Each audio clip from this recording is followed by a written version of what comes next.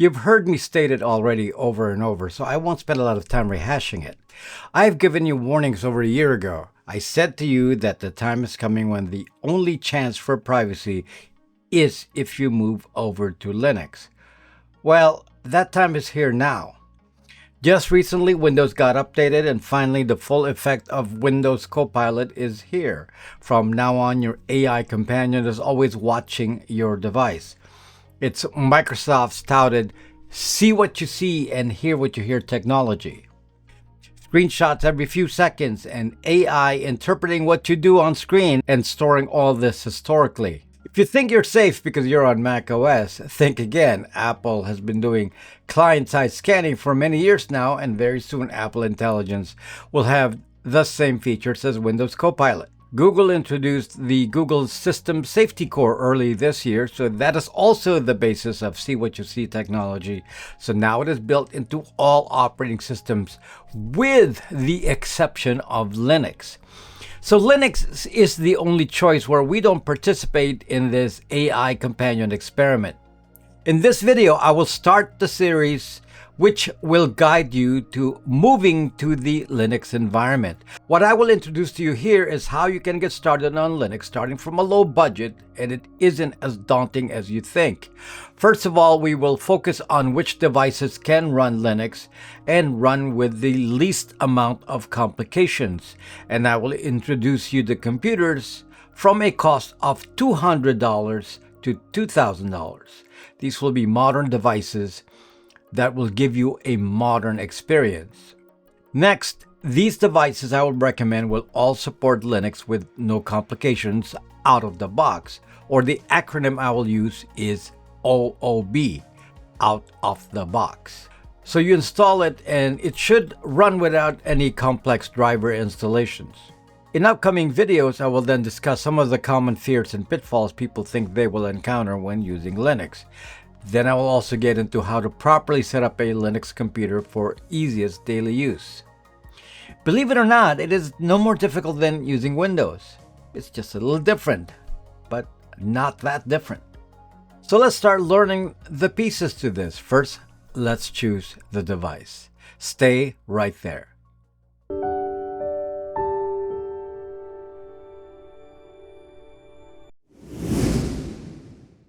What devices will work? What's different from my advice versus others on this is that I have owned the majority of devices I'm discussing here, and many of them are still used in my office. So I've had personal experience installing Linux on these. As I stated, my goal here is to avoid complications where your Linux install doesn't work straight from the beginning, or OOB. Remember that acronym. To avoid having a negative experience, I will recommend only units that are already proven to be completely compatible with Linux. And this is the first reason I'm not suggesting you try Linux on some very old computer you have, unless it's one of the models stated here. Next, all the recommendations I'm making, and sticking to a price range of $200 to $2,000, will give you a modern computing experience. Anyway, remember the goal. The more compatible a device is, the less headaches we will have. Most of the top recommendations are premium, thin and light laptops, which were very expensive when new, but still perform well even after being purchased used. And they are built sturdier than cheap computers. In general, older computers typically have Linux compatibility, but we want devices with a premium feel too, so you enjoy the experience. The typical computers compatible with Linux are those running Intel and AMD CPUs. While old Intel MacBooks from 2012 fit into this category, those devices are too old to recommend, so don't buy those unless you already have one. In general, don't look for any Apple devices like M1 to M4 to run Linux. While those models support one distro, Asahi Linux, it is not 100% compatible, so best to avoid that. Another area to avoid are the new Qualcomm Snapdragon X Elite Copilot PCs. This was heavily promoted last year, but Qualcomm dropped the ball on Linux development, so to this day, these devices are not compatible. Move on. Intel and AMD computers from 10 years ago and newer, 2015 and up, are good choices. But generally speaking, AMD is not highly visible in the laptop market. They're more common on desktops. So we will focus on setting a standard of a desired device using Intel measures, and you can search for AMD equivalents if they exist. One other thing to consider is that when running Windows, if your newish device seems slow, you might discover that a 5-year-old model will be snappy as a new one if you change it to Linux. Linux is faster and has a lot less overhead than Windows, so there's no need to think of 5 years as the end of life of a computer. Intel chips. The Intel naming convention changed in the last 2 years. Prior to 2024, the Intel family of CPUs for laptops had the moniker Intel Core i7 or i5 and then a series number. The last of this batch was in 2023 with the chip Intel Core i7 14000X series. So it started out from i7 1000 to 14000, the first digits indicating the generation. So the last was generation 14 of Intel Core. In my experience, Intel Core i7 6000 series is still quite functional, and that is the oldest I would recommend. That's the reference we will use for the older models. Just to give you a rough timeline, Intel Core 6th generation was 10 years ago. The newer chips have the new naming convention. Last year it was Intel Core Ultra 7 or 5, 1XXH series or Series 1. This was also known as Meteor Lake chips. Then the current model is the Intel Core Ultra 7 or 5, 2XXH Series 2 or known as the Lunar Lake chips. The biggest difference between the Intel Core Ultra chips of the last 2 years versus prior models is not the CPU speed. Instead, the issue is having the ability to do AI locally. So these newer models have an NPU or neural processing unit and can run Windows Copilot. Then the latest Lunar Lake chips have the added benefit of having low power draws while improving the AI and the internal GPU performance. I just purchased a brand new laptop with Lunar Lake, and for the first time I'm able to do video editing on a thin and light laptop using battery power. It is not necessarily more powerful than before. In fact, I have a computer from last year which has an Intel Core 14th Gen i7 with an NVIDIA 4060, and it is more powerful than the newest Intel chip. But the difference, of course, is that I can do most of what the old computer can do on a thin and light laptop. AI use. As I said, the main benefit of the last 2 years of Intel chips is the support of AI. While many of you who follow this channel are likely anti-AI, I'm a big user of AI, but the issue is that I need to run AI locally and have control over it. This is in contrast to the AI companion where someone else is running it and forcing you to use it in their way, as well as being spyware.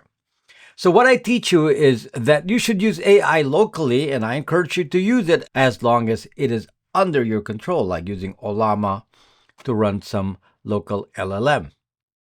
Also, many apps now have AI functionality, like Zoom using background blur, video editing apps that do noise reduction on audio, photo editing apps that can manipulate the objects in the photo, and so on. A computer with AI capability future-proofs you so your device can run for many years to come.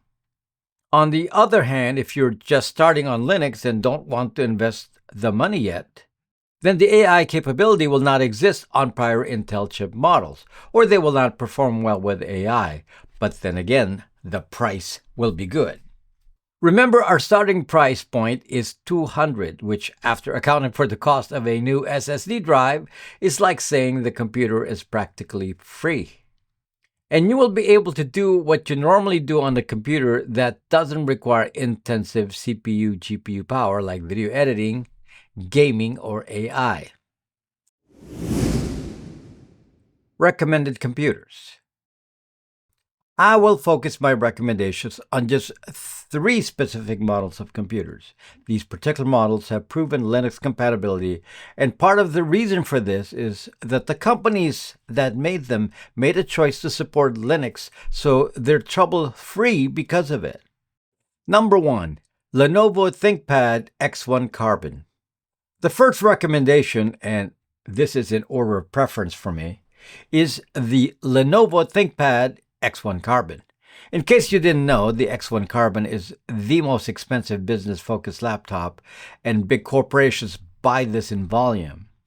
They're usually offered in 2-year leases, so after 2 years, a big dump of this occurs in the marketplace, so they become readily available. This is premium. In fact, the most premium laptop made for business. I just bought one, and if I bought it when it first came out, it would have cost close to $3,000. Now that new models are about to come out, I was able to get one cheaper. But the point is that this is top of the line. If you buy one that's 5 years old today, you will just match its performance with one of those cheap laptops for $500. Given a choice, you're better off buying a better built used Lenovo ThinkPad than some cheap, low CPU new computer.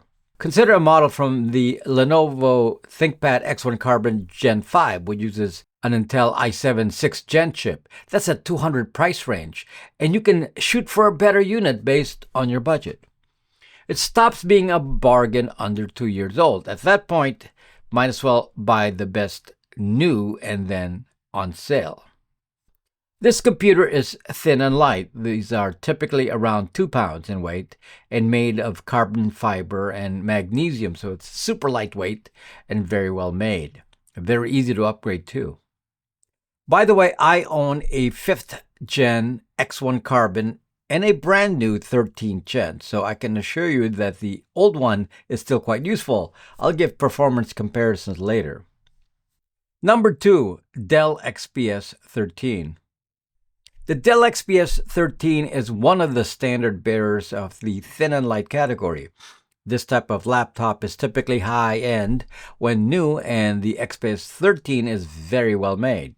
I also currently still have an XPS 13 with an Intel 10th generation CPU on it, so it's around 6 years old.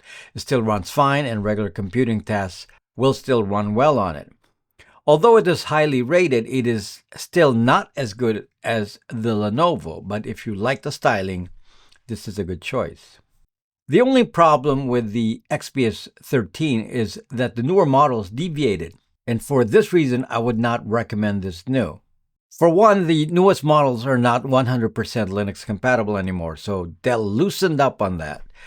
Next, the way the keyboard is designed is more along the failed Apple approaches, like no function keys and a strange keyboard layout.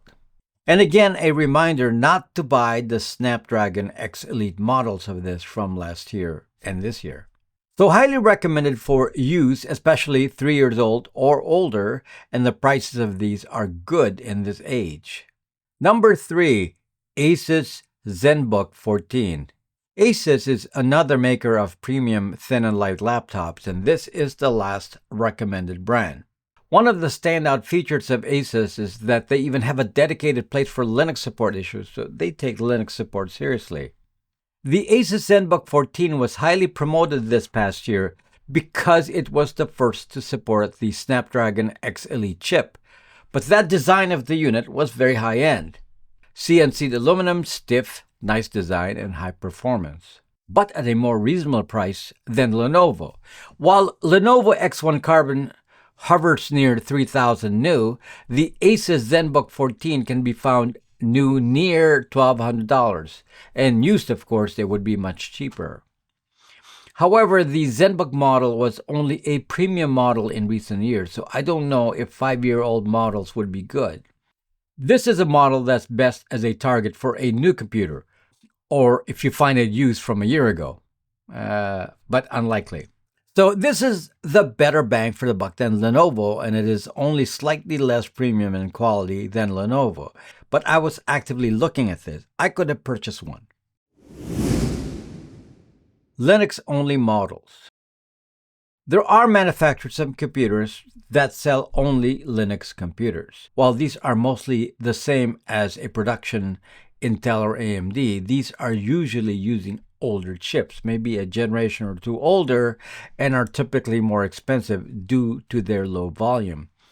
The advantage of a Linux computer is that you don't have to learn to install Linux. It already has Linux out of the box. OOB. So that's a time saver if you don't know how to install things. But generally speaking, they're not the best as a high-end selection. Here are the choices, and I have personal experience with one of these. Number 1, System 76. System 76 is one of the most popular models in the Linux world, and they have some reasonably priced models. Again, maybe a year or so behind in the CPU generation. System 76 also has a privacy and security focus, so they're also focused on the BIOS and using open source elements whenever possible. System 76 is also the creator of the Pop! OS Linux distro, which I use myself, so I appreciate that. Pop! OS runs very well, and I use it on my Dell XPS 13. Number 2, Star Labs. Star Labs is a UK company, and I owned a Star Labs unit some years back. This company is known for making less expensive Linux models, cheaper than System 76. My unit broke once, and Star Labs replaced the broken part for me, which is nice considering they're in the UK and it was done quickly in spite of the distance. Later on, the hinges completely broke on the screen, and I didn't bother getting it fixed. Again, not the source for high-end performance models, and so no AI-capable versions. Number 3, Tuxedo. I've known of Tuxedo for a few years, and it is a German company. However, because it is in Germany, it is not the best option for my followers who are mostly in North America. But if you're in the EU, this is definitely something to consider. Same as Star Labs, they will tend to focus on CPU chips that are a couple of years old, so not a high-performance source. Number 4, Brax Tablet. Very soon we'll be starting a crowdfunding project for a Brax Linux tablet on Indiegogo.com. This is intended to be a high-powered ARM tablet running Linux natively, and with a keyboard can run as a laptop. Watch out for this in October 2025. Not recommended. In the Linux group, the one that I don't recommend is Purism. Their models are very old, which is probably due to lackluster sales and lack of funds, or both.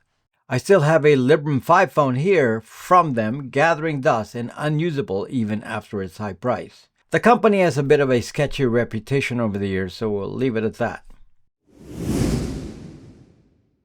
Other models. Lenovo. Though I introduced you to the Lenovo ThinkOne X1 Carbon, there are actually several models that are very Linux compatible. My other computer from last year is a Lenovo Legion 5 with Intel 14th Gen and NVIDIA 4060. This computer is faster than the new X1 Carbon. However, it is very heavy and hot, and it's also expensive. So if you're not averse to weight and are okay with a desktop replacement, then consider the entire Lenovo Legion line. With the NVIDIA card, they are good for AI. Other excellent Lenovo models to search for in the used market are the Lenovo P1, Lenovo T14, Lenovo X9. Just don't go too far back to the trusty old Lenovo T430s and T460s. Tanks, but too old now. Set a limit of Intel Core Gen 6. Lenovo in general will be Linux compatible throughout its business line, not true of all other manufacturers. Dell.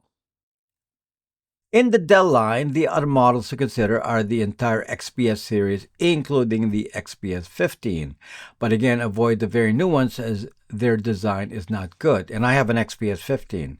The XPS 15s came with NVIDIA, so these are still powerful. The Dell Latitude line is also made for business, though heavier and not as sturdy. But these are Linux compatible.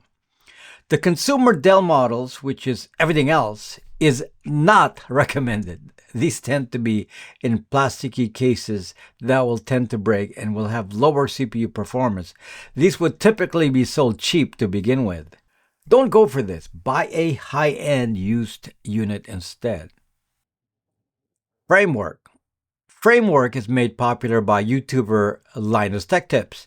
The Framework line allows you to build a custom unit yourself to whatever specs you want using a modular design.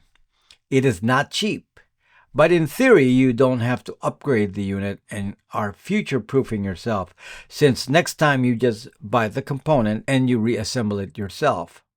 So this is an assemble your own computer format. I see that mostly these use AMD chips and there's a choice for NVIDIA cards. Performance will not be an issue, but it is not thin and light. It will be heavy and you will have to install Linux, but AMD is Linux compatible. I have never tried one, so no personal experience.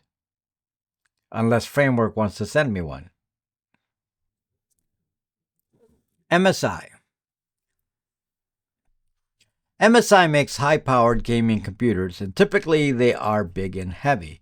But the units are typically metal, so they make good desktop replacements. They are not very portable. They are Linux compatible though, and I know this because I have two MSI computers myself. In both of the units, we have NVIDIA cards, so they're still going to perform even after many years. In general, gaming computers have the power. NUC. The Intel NUC format of a mini PC has now grown into lots of Chinese manufacturers, and Intel itself has left this segment, but the main simplicity of a mini PC for desktop is still active. Because these have no user interfaces, no keyboards, displays, touch devices, hard drives, and so on, they are very Linux compatible. I use NUCs for Brax routers, and I have several of these myself. Brax routers run Ubuntu, so clearly that's very compatible. You can buy NUCs with close to the latest CPUs, so they can be an option instead of a used computer if you're okay with a desktop unit. Not recommended. Here are the manufacturers I do not recommend for Linux. First is HP. While HP makes very nice computers, and I've used many HPs in the past, they are not Linux compatible, so they are gathering dust over here. HP doesn't put a priority to supporting Linux, so I have no priority to supporting an HP product. Don't buy. Microsoft Surface is one of the worst choices. Obviously, Microsoft has no interest in giving help to Linux, so the Surface device, even old ones, are full of Linux incompatibilities with proprietary devices and drivers that are not sent to the Linux ecosystem. So don't think of buying any of these. Some other manufacturers like Acer, Samsung, LG cater to the consumer market and are not known for Linux support. So I would stay away from these and other brands I didn't mention that don't have a stated Linux support policy. Performance comparisons. The question many of you will ask is how these recommendations will show themselves in real life. And to highlight this, I will perform a benchmark test using Speedometer 3.1 from BrowserBench. This compares browser performance for each computer. Some browsers do better than others, but I'll try to be consistent and just use Chrome for all. I will show you the results on a Lenovo X1 Carbon 5th generation i7 6000 series CPU, which is 10 years old. Then a Dell XPS 13 i5 10th generation series CPU, which is 6 years old. And a Lenovo Legion 5 with Intel Core 14000 CPU and NVIDIA 4060, which is 1 year old. A Lenovo X1 Carbon Gen 13 Intel Core Ultra Series Lunar Lake, brand new. What do you think? I know seeing raw numbers may not mean much to you, but in reality you will see that even the oldest computer is no more than 1/3 as fast as a brand new one. So it just tripled in speed in 10 years. That is not a big deal. Year-over-year improvements have been minuscule in spite of what these companies tell us. Let's look at eBay. Finally, now that I've given you an idea of what kinds of computers to look at, let's look at what we find on eBay. If you search for Lenovo X1 Carbon, you will see that what I said is correct. You will find units as low as 200, which means if they upgraded the hard drive, some of these are actually free. But the quality is still there because the choices I'm giving you are based on the better machines. Now let's look at the Dell XPS 13 and you will see a lot of choices. But what's interesting is the number of units that are in the newer CPU category like Intel 10th Gen and higher, but are still cheap. These are definitely very modern processors still. If you can afford it though, the Lenovos are a bit more sturdy in my opinion.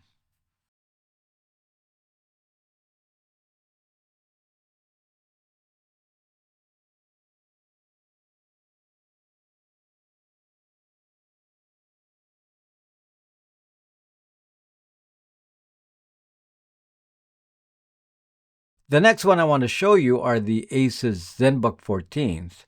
These are not as widely available in the older models because there's no corporate lease source to flood the market. Frankly, I wouldn't classify Asus in the premium laptop category until recently, so this would be a choice if you want a fairly new model and really the best bang for the buck if you're looking for a brand new one.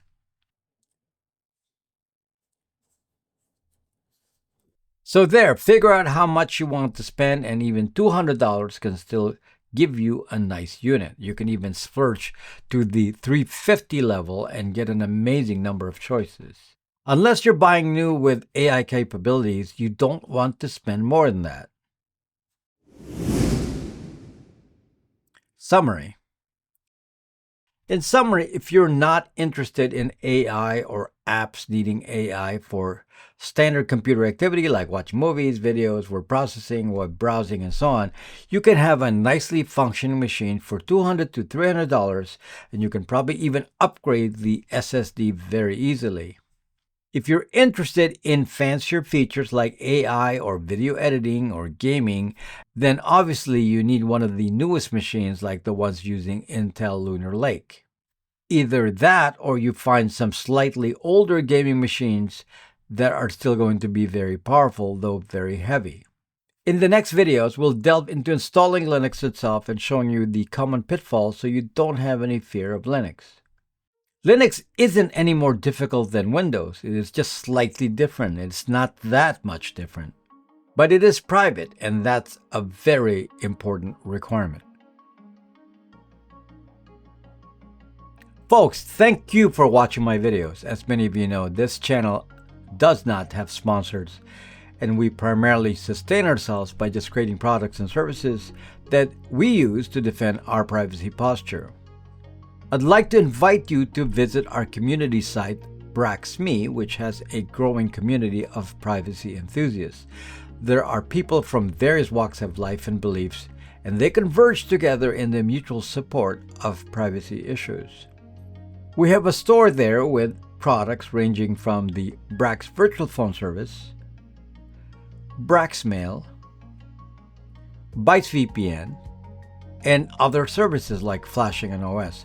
All these are tools used by the privacy aware, and you can even talk to the actual users of the products directly. Join us. We'd love to have you there, and you don't even have to identify yourself to be part of the community. The very successful Brax 3 phone is also available for pre-order on its second batch. The first batch has been sold out. Information about that is on braxtech.net. Thanks also to those who donate to us on Patreon, Locals, and YouTube memberships. You are all appreciated. See you next time.